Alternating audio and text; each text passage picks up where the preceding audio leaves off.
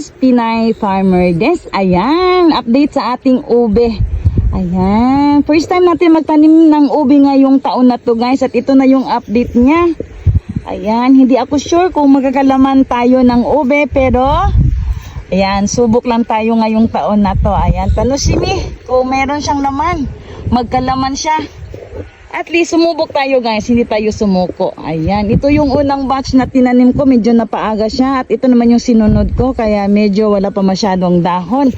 Ayan, at ito naman yung singkamas na tinanim. Ito yung mga babies ko ngayong taon na to guys. At syempre yung balanghoy natin. Ayan, pwede na po tayong mag-reserve ng balanghoy. Ayan, anytime. October po ang harvest natin. Kung aga-aga, meron sa September ng katapusan ng umpisa ng harvest natin sa ating balanghoy. Okay, yan lang po ang update ko guys. Dito sa ating ube at singkamas. Ayan, bye-bye!